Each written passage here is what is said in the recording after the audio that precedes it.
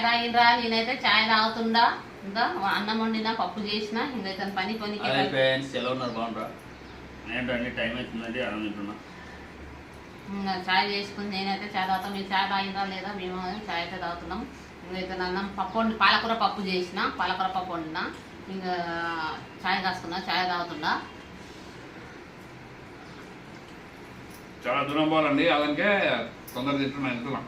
వెళ్ళు, టిఫిన్ కట్టుకొని వెళ్ళు. పాలకూర పప్పు కట్టుకొని తీసుకొని పో.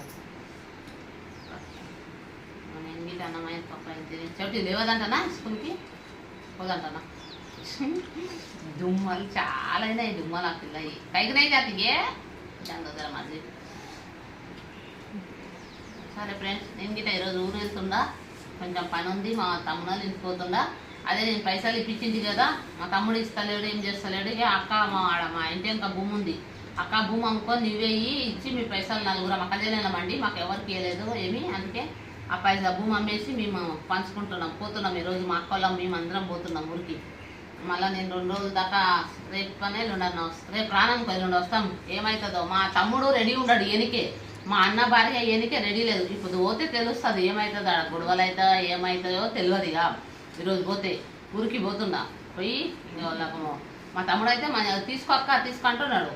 ఇక మా అన్న భార్య, మా అన్న నిన్న గిట్ట ఫోన్ చేసింది, ఇప్పుడు సర్ల గిట్ట ఫోన్ చేసింది. ఆమె ఇప్పించిన ఆమె నాకేమన్నా నువ్వు ఇప్పించినావు మధ్యలో ఉండి నువ్వే అంటే, ఇక నేను నా కాడ గిట్ట పైసలు లేవు. మొదలే మా పిల్లల ఫీజులు గిట్ట కట్టలేకపోయినాము మేము, ఇంటికి రేపు వచ్చినప్పటి నుంచి చాలా ఇబ్బంది అవుతుంటుంది.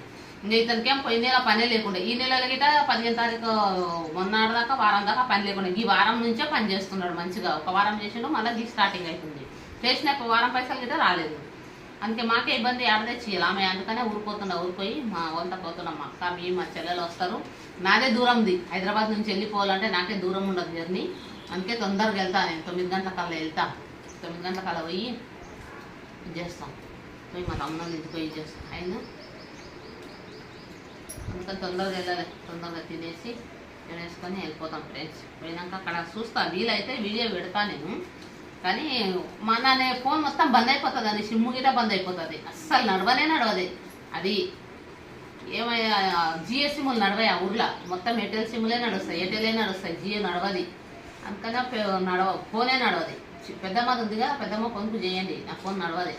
సరే ఫ్రెండ్స్, బాయ్ ఫ్రెండ్స్. మన ఛానల్ సబ్స్క్రైబ్ చేయండి. Bye friends.